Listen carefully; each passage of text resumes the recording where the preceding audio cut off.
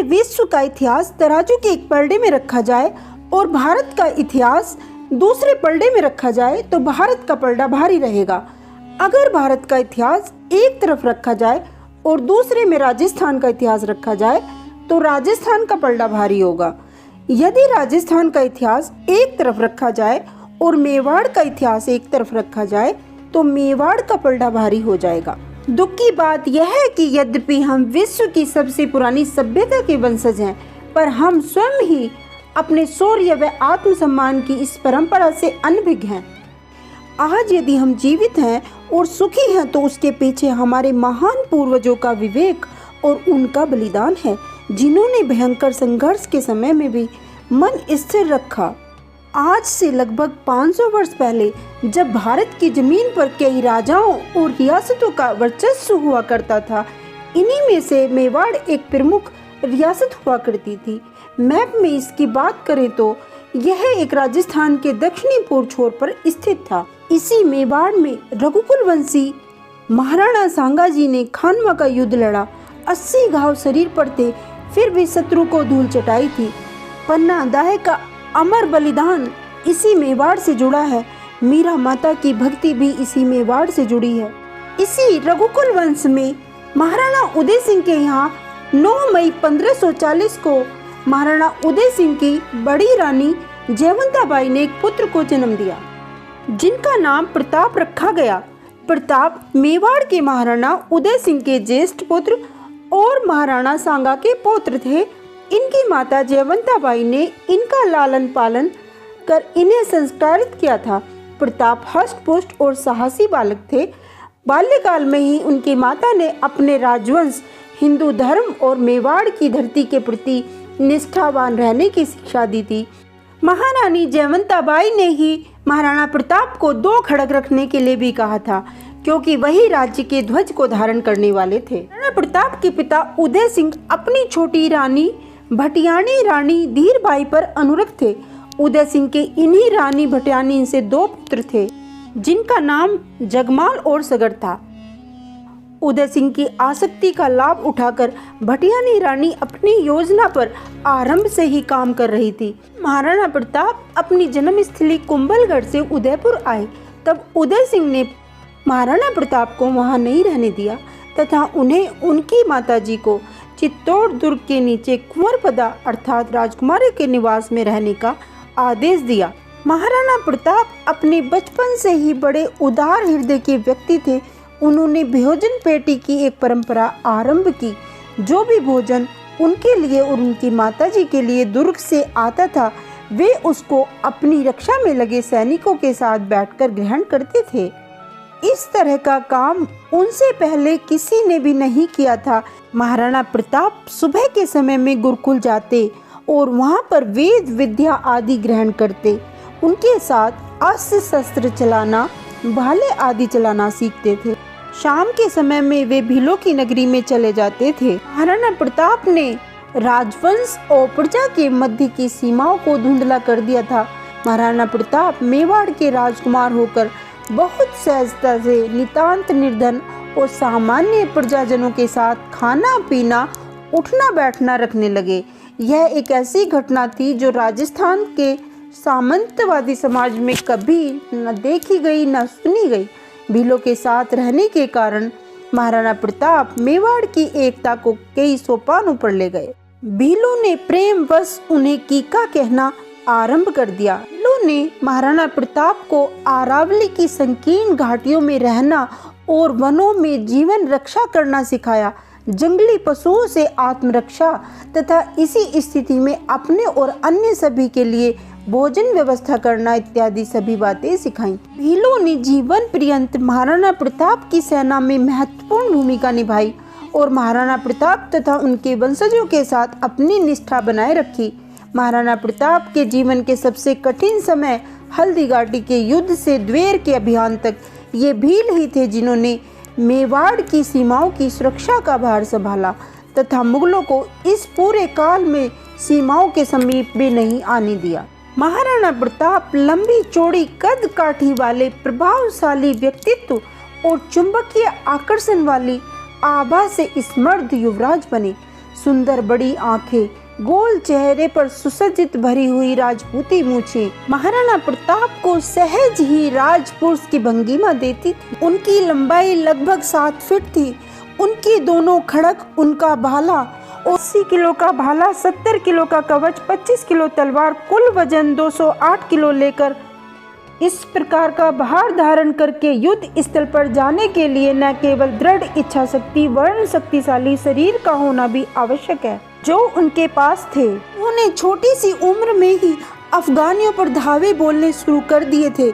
मेवाड़ से गुजरने वाली मुगल सेना पर वे गुलेल से हमला कर देते थे। कुंवर के इन कारनामा को देखने से सबको लगने लगा था कि वे बड़े होकर महाप्रतापी योद्धा बनेंगे और प्रताप ही मेवाड़ के राणा बनेंगे। मेवाड़ के अधिकांश युद्ध पर्वतीय क्षेत्रों में लड़े गए। भालों को फेंकना, उसका दूर तक घात करना, हल्का भार मेवाड़ के योद्धाओं के लिए भाले को सर्वोत्तम अस्त्र बनाता था। महाराणा प्रताप को उनके शिक्षकों द्वारा सिखाया गया था कि कभी किसी भी व्यक्ति को अपना आंसू, अपनी खड़क और अपनी स्त्री को कभी नहीं छोड़ना चाहिए। इन शिक्षाओं को महाराणा प्रताप ने अपने आचरण में आत्मसात किया। महाराणा प्रताप ने स्वयं को आखेट में निपुण कर लिया था। महाराणा प्रताप का हिंदू धर्म की शिक्षाओं का प्रशिक्षण और उनके पूर्वजों द्वारा इस्लामी साम्राज्यवादियों के साथ किए गए संघर्ष की समझ भी ध्यान देने योग्य है। मेवाड़ के ब्राह्मण शिक्षकों और हिंदू साधुओं के लिए महाराणा प्रताप के मन में असीम श्रद्धा थी। इन्हीं महामनाओं की कृपा से उन्होंने मेवाड़ राजवंश के इष्ट देव शिव स्वरूप भगवान एकलिंग जी की भक्ति का प्रसाद प्राप्त किया। महाराणा प्रताप की धर्म शिक्षा आचार्य रघुवंश जी द्वारा की गई। अपने भील मित्रों के साथ वन में विचरण करते समय उनकी भेंट एक बार गुरु रूपनाथ जी से हुई, जो हिंदू धर्म के नाथ संप्रदाय से संबंधित थे। महाराणा प्रताप उनसे बहुत प्रभावित हुए। रूपनाथ जी ने न केवल महाराणा प्रताप को सनातन धर्म की नैतिक और आध्यात्मिक शिक्षाएं दी, वरन उन्हें राजनीति, राजधर्म और युद्ध कौशल के गुर भी सिखाए। छोटी रानी धीरबाई के कहने पर राजा उदय सिंह ने जगमाल को उत्तराधिकारी घोषित कर दिया। शास्त्रों के अनुसार सदा बड़ा पुत्र ही राजा बनता है, परंतु समुद्र जैसे विशाल हृदय वाले महाराणा जी ने छोटे भाई को सत्ता देना स्वीकार कर लिया। चित्तौड़ को खोने के 4 वर्ष बाद 1572 ईस्वी में 50 वर्ष की आयु में महाराणा उदय सिंह की मृत्यु गोगुंदा में हुई। उदय सिंह ने अपनी मृत्यु से पूर्व ही भाटी रानी धीरबाई के पुत्र जगमाल को मेवाड़ का उत्तराधिकारी घोषित करके इस गृह युद्ध का बीज बो दिया था। उदय सिंह द्वारा हुए अन्याय के विरोध में सभी सामंत एकमत हुए। सामंतों ने कहा, प्रताप ज्येष्ठ पुत्र हैं, योग्य हैं, वीर हैं, तो इन्हें किस दोष के कारण राज्य अभिषेक से वंचित किया जा रहा है। उधर प्रताप कभी भी परिवार में रक्तपात नहीं चाहते थे।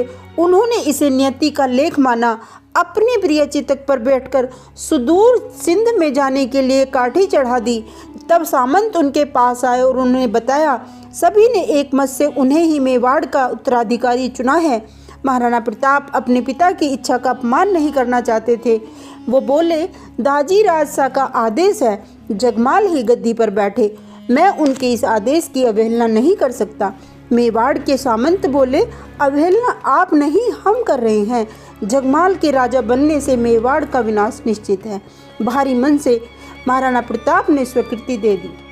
सरदार चुंडावत, अक्षयराज और ग्वालियर के रामशाह तंवर के साथ वहां पहुंचे, जहां जगमाल सिंहासन पर बैठा इतरा रहा था। उन्होंने जगमाल के शस्त्र उससे ले लिए और थोड़े बहुत विवाद के बाद जगमाल को सिंहासन से हटा दिया। राजवंश के बड़े किस्ताना ने कहा, आपसे गलती हुई है महाराज, यह जगह आपकी नहीं, आपके बड़े भाई की। फिर महाराणा प्रताप को तलवार के घेरे में लेकर सरदार चुंडावत ने 3 बार जमीन से तलवार को छूकर उन्हें मेवाड़ का अगला महाराणा घोषित किया। तभी महाराणा प्रताप जी ने कहा कि मैं शपथ लेता हूँ, जब तक मेवाड़ को पूर्ण स्वतंत्र नहीं कर लेता, मैं महलों में नहीं रहूँगा, पलंग पर नहीं सोऊंगा और सोने चांदी के बर्तनों में नहीं, चांद से मेवाड़ पर लहराएगा। मान के बाद मेवाड़ के अयोग्य राजकुमार जगमाल ने दिल्ली की ओर मुंह किया। अप्पा रावल के वंशज किसी नश्वर मनुष्य के आगे झुक जाएं, यह विचार ही अनवर्थ है। यहाँ मेवाड़ के महान सामंत साधारण प्रजाजनों को भी श्रेय देना आवश्यक है, जो हर परिस्थिति में अपने राजा के साथ खड़े थे। असहनीय विपत्तियां, भयंकर विपन्नता और साक्षात मृत्यु ही जब मुँह बाए खड़ी थी, मेवाड़ के लोग अनजान श्रद्धा से भरे अपने महाराणा के पीछे खड़े रहे। मेवाड़ ने 25 फरवरी 1568 को चित्तौड़ के तीसरे साके जौहर में अकबर द्वारा किए गए नरसंहार का सहन किया, लेकिन फिर भी उस राख, अवशेष और मृत शरीर के ढेर से मुक्त होकर अपनी स्वाधीनता और गौरव के लिए उठ खड़े हुए। कालजयी महान योद्धा महाराणा प्रताप सिंह के कारण ही भारतीय उपमहाद्वीप में मेवाड़ हिंदुओं के आशादीप के समान प्रज्वलित हुआ। महाराणा प्रताप ने सेना को संगठित करना शुरू किया। उन्होंने मेवाड़ के भीलों के गांवों का दौरा करना शुरू किया, भीलों को अपने साथ जोड़ना शुरू किया। लोहारों को हथियारों के जखीरे बनाने का काम सौंपा गया। महाराणा प्रताप द्वारा सेना निर्माण के समाचार दिल्ली के बादशाह अकबर तक पहुंचने लगे। अकबर ने महाराणा प्रताप को रोकने की पूरी कोशिश की। उन्होंने महाराणा प्रताप से अपनी अधीनता स्वीकार करने के लिए अपने दूत भेजने शुरू किए। इसी के साथ अपने चतुर दरबारी जलाल खां कोरची को महाराणा प्रताप के पास मेवाड़ भेजा, परंतु महाराणा प्रताप ने अधीनता की बात सुनकर जलाल को किले से रवाना कर दिया। उसके बाद अकबर ने मानसिंह को महाराणा प्रताप जी के पास भेजा। इस समय महाराणा प्रताप जी उदयपुर में थे। मानसिंह सीधा उदयपुर ही पहुंच गया। महाराणा प्रताप ने मानसिंह का एक अतिथि की तरह सत्कार किया। महाराणा प्रताप उदय सागर झील तक मानसिंह का स्वागत करने के लिए आए। इस झील के सामने वाले टीले पर मानसिंह की दावत का प्रबंध किया गया। भोजन तैयार होने पर मानसिंह को बुलाया गया। महाराणा प्रताप ने अपने पुत्र अमर सिंह जी को अतिथि की सेवा के लिए भेज दिया, पर महाराणा प्रताप स्वयं भोजन के लिए नहीं आए। मानसिंह ने हुक्म के बारे में पूछा तो अमर सिंह जी ने बोला कि दाजीराज शाह को सरदर्द है। मानसिंह ने कहा कि मैं समझ गया हूँ राणा जी के सर दर्द का कारण क्या है। तो इस बात का संदेशा महाराणा जी को भेजा गया। महाराणा जी ने उत्तर के रूप में कहलवाया कि जिस राजा के संबंध तुर्क से हों तो हम उनके साथ भोजन कैसे कर सकते हैं। इस बात से मानसिंह इतना तिलमिला गया कि उसने भोजन का थाल छुआ तक नहीं और बोला, इसका परिणाम संपूर्ण मेवाड़ को भुगतना पड़ेगा। मैं तुम्हारा अभिमान चूर चूर कर दूंगा। अगली मुलाकात युद्ध भूमि में होगी। इसके उत्तर में कुंवर अमर सिंह ने कहा कि अगली बार आओगे तो अकेले मत आना, अपने फूफा जी को भी साथ लेकर आना। इस बात से वहां सभी हंसने लगे तो वह क्रोधित होकर वहां से चला गया। इस तरह अकबर ने महाराणा प्रताप के पास 4 दूत भेजे, पर महाराणा प्रताप जी ने अकबर की अधीनता स्वीकार नहीं की। महाराणा प्रताप जी द्वारा अधीनता स्वीकार न करने पर सन 1576 में अकबर अपने सभी सेनापतियों के साथ अजमेर आ धमका।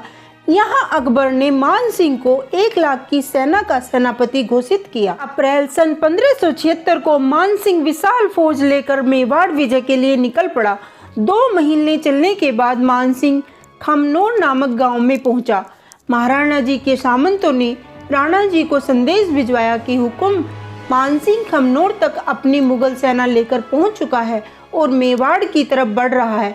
पर राणा जी तो कब से मानसिंह का इंतजार कर रहे थे। वे जानते थे कि युद्ध अवश्य होगा। उधर मानसिंह ने खमनोर के निकट मोटोल गांव में पड़ाव डाला। अब ये दोनों ही सेनाएं एक दूसरे से केवल 6 मील की दूरी पर रह गई थी।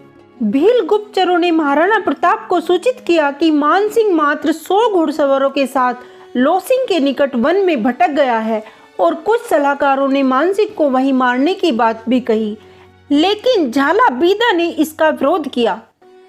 युद्ध का दिन संसार का एक अनोखा युद्ध 18 जून सन 1576 को महाराणा प्रताप हल्दी घाटी के रास्ते होते हुए खुले रण क्षेत्र में आ गए। बनास नदी के निकट 18 जून 1576 लगभग प्रातः 11 बजे यह युद्ध लड़ा गया।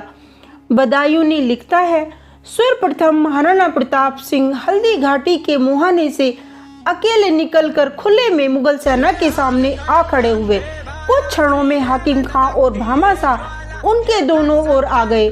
महाराणा जी को देखकर मुगल सेना में भगदड़ मच गई। मुगल सेना में मुगल और राजपूत थे, जबकि मेवाड़ की सेना में राजपूत, भील, पठान और लोहार के गांवों के लोग थे। बड़ी सेना मुगल सेना पर टूट पड़ी। हमला ऐसा था कि मुगल सेना पीछे हटने लगी। महाराणा जी जगन्नाथ कछवाहा और आसिफ खां के नेतृत्व वाली मुगल सेना की ओर टूट पड़े। राणा जी के भीषण तथा औचक घात से सेना नायक विकल हो उठे। आसिफ खान ने मुगल सेना के मध्य में मानसिंह के निकट जाकर अपने प्राण बचाए। राणा जी ने मुगल की आरक्षित सेना को काटना शुरू कर दिया तथा सैयद 12 सैनिकों के अतिरिक्त मुगलों की मध्य की सेना तितर बितर हो गई। इधर मेवाड़ की दाई वाहिनी ने मुगल की बाम वाहिनी पर आक्रमण करके उसे ध्वस्त कर दिया तथा उन्हें अपने प्राणों की रक्षा हेतु पीछे पलायन करना पड़ा। सांभर के राजपूत सैनिक, जिनका नेतृत्व राव लुककरण कर रहा था, वह भेड़ों के झुंड के समान भागकर मुगलों की दक्षिणी वाहिनी, जिसका नेतृत्व 12 सैयद कर रहा था, के पीछे छुप गया। महाराणा जिस ओर बढ़ जाते थे वहां लाशों के ढेर लग जाते थे। मुगलों ने महाराणा जी को पहली बार देखा था, इससे पहले सिर्फ उनका नाम सुना था। बदायूनी अपनी किताब में राणा जी के बारे में लिखता है, वह बहुत लंबे, मजबूत और ताकतवर थे। प्रताप जब हाथ में तलवार लेकर चलते थे तो ऐसे लगता था कि मानो आधी सेना को अकेले ही लेकर डूबेंगे। उनके चेहरे पर गुस्से की लकीरें चमकती रहती थीं। किसी मुगल सैनिक का उन पर हमला करने की हिम्मत नहीं थी। महाराणा जी की सेना ने 3 घंटे में ही मुगल सैनिकों की लाशों के ढेर लगा दिए। घबराई मुगल सेना अरावली की तरफ भागने लगी। तभी सेनापति बहतर खान जोर जोर से चिल्लाने लगा कि बादशाह सलामत खुद युद्ध भूमि में आ रहे हैं। ये सुनकर मुगल सेना सोच में पड़ गई। इधर कुआं उधर खाई। महाराणा जी अब मानसिंह को ढूंढने के लिए निकल पड़े, जिसने कहा था कि अगली मुलाकात युद्ध भूमि में होगी। महाराणा प्रताप ने चेतक को एड़ लगाई और देखते ही देखते चेतक के दोनों आगे के पैर मानसिंह के हाथी के मस्तक पर थे। घोड़ा अपने पिछले पैरों पर खड़ा था। तब राणा जी ने चेतक पर बैठे बैठे ही मानसिंह पर अपने भाले से घात किया और गरज कर बोले, ले आ गया प्रताप सिंह, जहां तक हो सके वीरता दिखा। महाराणा जी के एक ही वार से महावत मारा गया। मानसिंह भयभीत होकर झुककर हौदे में छिप गया। मानसिंह के हाथी की सूंड में सीधी तलवार बंधी थी, जिसे खांडा कहते थे। इस तलवार से चेतक के पैरों की मांसपेशियां कट गई थी। राणा जी के शरीर पर भी असंख्य घाव थे। घायल घोड़े पर राणा जी के लिए लड़ना असंभव हो गया था तथा हाकिम खान ने चेतक को बलपूर्वक खाड़ी की ओर मोड़ दिया ताकि राणा जी युद्ध क्षेत्र से बाहर निकल जाए। हाकिम खान महाराणा जी पर हो रही बाण वर्षा के बीच आकर खड़ा हुआ। झाला मानसिंह ने राणा जी के सिर से राज चिन्ह उतारकर स्वयं पहन लिया, जिससे शत्रु उन्हें ही प्रताप सिंह समझे। महाराणा प्रताप अपने घोड़े चेतक को पुत्र की तरह बहुत प्यार करते थे।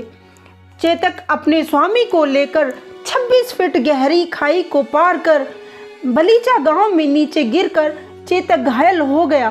तभी महाराणा प्रताप का छोटा भाई शक्ति सिंह, जो मुगल सेना की तरफ से लड़ रहा था, वहां आ गया। महाराणा जी का पीछा करते हुए यहाँ तक पहुँच आया। महाराणा प्रताप चेतक को सहला ही रहे थे, तभी उनकी नजरें शक्ति सिंह पर पड़ी।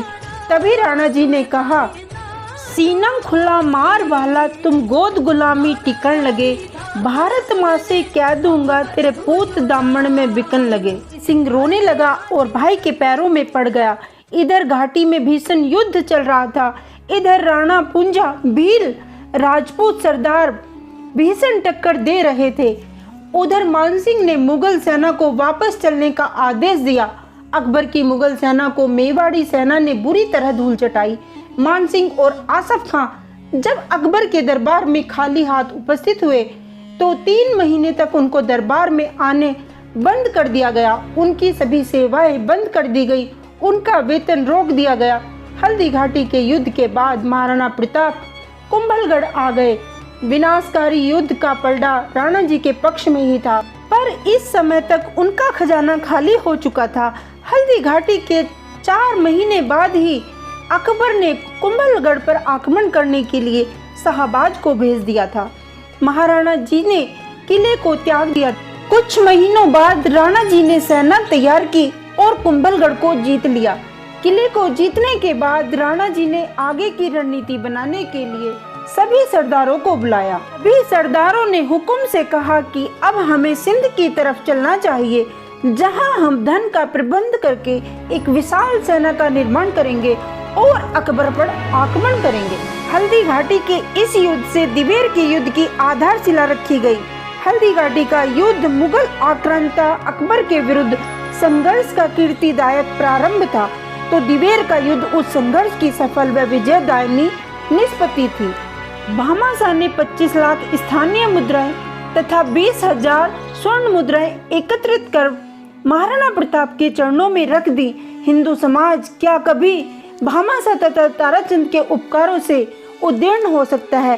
कैसे विलक्षण मनुष्य थे वे दोनों भाई, कैसी उच्च कोटि की रणनीति, कैसे उत्कट योद्धा, कैसे सत्यनिष्ठ महाराणा प्रताप के स्वामी भक्त मित्र। इसमें कोई संदेह नहीं कि ऐसे संकल्पनिष्ठ महापुरुषों के कारण ही महाराणा प्रताप अपना धर्म युद्ध लड़ सके और जीत पाए। सितंबर 1583 ईस्वी की विजयदशमी के उस महिमाशाली दिन हिंदू योद्धा काल बनकर उन मलेच्छों पर टूट पड़े जिन्होंने 800 वर्षों तक उनकी मातृभूमि पर रक्त की होली खेली थी। सूर्य की प्रथम किरण के साथ ही महाराणा प्रताप की सेना ने मुगल सेना पर 3 ओर से आक्रमण कर दिया और हिंदू सैनिक शत्रुओं पर भीषण प्रहार करने लगे। मुगलों का मुख्य सेनापति सोरिमा खां सुल्तान अपनी सेना का नेतृत्व हाथी पर बैठकर कर रहा था। महाराणा प्रताप का सोरिमा से सामना हुआ। महाराणा प्रताप ने भाले से भीषण प्रहार किया, किंतु ऊंचाई पर होने के कारण सोरिमा ने झुककर स्वयं को बचा लिया। तब पड़िहार सोलंकी वंश के एक राजपूत योद्धा ने सोरिमा के हाथी के सामने के दोनों पैर काट दिए। उसके बाद पैरों की कटार से काट दिया। पैर कटने के विकल हाथी सामने की ओर झुक गया और महाराणा प्रताप के भाले के एक ही वार से हाथी का सिर धड़ से अलग हो गया। महाराणा प्रताप के इस प्रबल आघात से हाथी भर कर धराशायी हो गया। सोरिमा वहां से निकल भागा। वहां उसका सामना अमर सिंह के साथ हुआ। उनके सूरवीर इसी बात की प्रतीक्षा में थी। पीछे से महाराणा प्रताप और उनकी सेना तथा सामने से कुंवर अमर सिंह उनकी सेना ने मुगलों को घेर कर गाजर मूली की तरह काटना शुरू कर दिया। कुंवर अमर सिंह ने एक लंबा शक्तिशाली भाला लिया और सोरिमा की ओर घात लगाकर फेंका। इस भाले की तीव्रता और प्रहार इतना घातक था कि सोरिमा के शरीर को छेदता हुआ वह भाला उसके अश्व के भी शरीर से पार निकलकर धरती में जमकर धंस गया। कुंवर अमर सिंह 7 फीट लंबे एक बलिष्ठ योद्धा थे। इस तरह का वार कोई असाधारण योद्धा नहीं कर सकता। सोरिमा सुल्तान अभी जीवित था। उसने सहायता हेतु इधर उधर देखा, किंतु तब तक उसके सैनिक इधर उधर भाग खड़े हुए थे। अब सोरिमा सुल्तान के निकट केवल मेवाड़ी योद्धा ही खड़े थे। सोरिमा सुल्तान ने उन सैनिकों से पूछा कि वह योद्धा कौन था जिसने इस कुशलता के साथ उसे भाले के वार से मृत्यु के कगार पर पहुंचा दिया। सोरिमा ने उस योद्धा से मिलने की इच्छा जताई। कुंवर अमर सिंह ने महाराणा प्रताप की ओर देखा। महाराणा प्रताप ने मौन होकर स्वीकृति दे दी। तब अमर सिंह आगे आए। इसी बीच मेवाड़ी सैनिकों ने सोरिमा के शस्त्र उससे ले लिए ताकि वह मेवाड़ के राजकुमार पर कोई कपटपूर्ण घात न कर सके। इस बात का उल्लेख भी कई किताबों में मिलता है कि उस भाले को उस सेनापति के शरीर से कोई भी मुगल सैनिक नहीं निकाल पाया था। तब कुंवर अमर सिंह आगे आए। उन्होंने एक ही हाथ से उस भाले को धरती से अश्व और सोरिमा के शरीर से निकाल दिया। इस घटना के पश्चात 3 घंटे तक चला दिवेर का युद्ध रुक गया और मुगल सेना बुरी तरह पराजित होकर भाग खड़ी हुई। जो भी मुगल सैनिक इस युद्ध में लड़ रहा था अथवा वहां से भाग रहा था, उसे मेवाड़ी योद्धाओं ने बिना किसी दवा के समाप्त कर दिया। दिवेर के इस युद्ध में एक भी युद्धबंदी नहीं था। दोपहर तक दिवेर के थाने पर केसरिया ध्वज लहरा गया था। महाराणा प्रताप और उनकी सेना द्वारा प्रचंड आक्रमण कर मुगल सेना का सर्वनाश कर दिया गया। यहीं से मेवाड़ से मुगलों को पूर्णतः समाप्त कर दिया गया। लोल खां मुगलों में एक उज्बेक सेना नायक था। यह नरसस व भीम का योद्धा था। उससे शत्रु सदैव भयभीत रहते थे। उसका युद्ध कौशल और उसकी पार्श्विक प्रवृत्ति उसे उच्च कोटि का शत्रु बनाती थी। बहलोल यहाँ दिवेर के दूसरे छोर पर अपनी सेना के साथ तैनात था और दूसरा छोर कुंभलगढ़ के मार्ग पर स्थित था। बिना एक भी पल गंवाए महाराणा प्रताप ने अपने कुछ सैनिकों को लेकर उस ठिकाने पर आक्रमण कर दिया। महाराणा प्रताप को स्पष्ट रूप से स्मरण था कि किस तरह इस बहलोल खान उज्बेक ने उनके मित्र संबंधी और को निर्दयतापूर्वक हल्दी घाटी में कैसे मारा था। अतः महाराणा प्रताप की बहलोल खान से शत्रुता बहुत सघन व निजी थी। दिवेर के युद्ध में बहलोल खान से महाराणा प्रताप के प्रतिशोध को इतिहास ने एक रक्त तथा तलवार से लिखा है। 43 वर्ष की आयु में मेवाड़ के महाराणा प्रताप सिंह ने बहलोल खान पर प्रतिशोध की भावना से ऐसा प्रबल प्रहार किया कि वह हत्यारा उज्बेक समझ ही नहीं पाया कि उसके साथ क्या हुआ। प्रताप ने खड्ग के एक बार से ही भीषण प्रहार से उस उज्बेक को सिर से धड़ तक 2 हिस्सों में काट डाला। महाराणा प्रताप यहीं नहीं रुके, उनकी खड्ग का प्रहार इतना सबल था कि बहलोल खान का घोड़ा भी बीच में से आधा कट गया।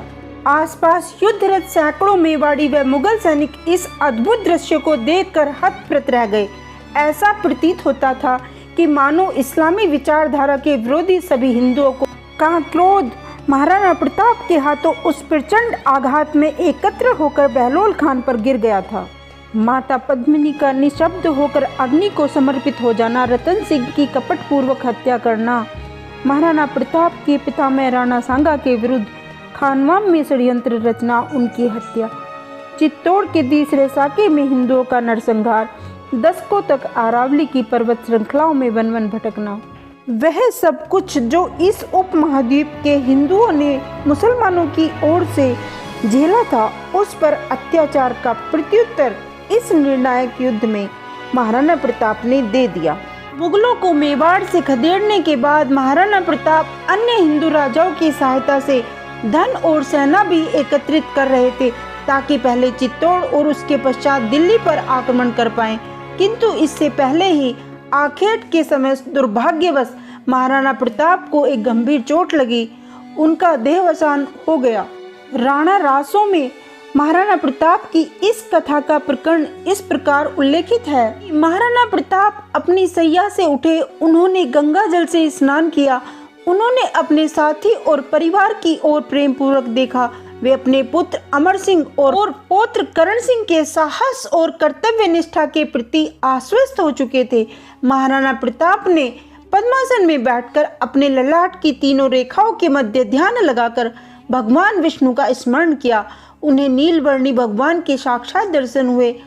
राणा उस छवि के दर्शन कर भाव विभोर हो गए। महाराणा प्रताप ने प्राण वायु का एक गहन श्वास भरा।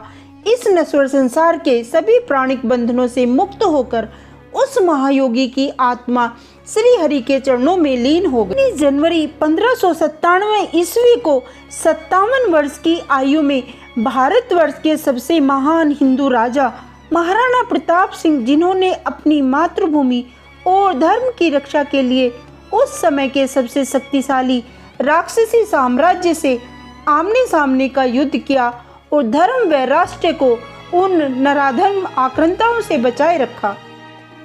वीर शिरोमणि रघुकुल वंशी हिंदुआ सूरज मेवाड़ी मुकुट कालजयी, जब तक सत्य सनातन हिंदू धर्म पृथ्वी पर रहेगा तब तक महाराणा प्रताप जीवित रहेंगे।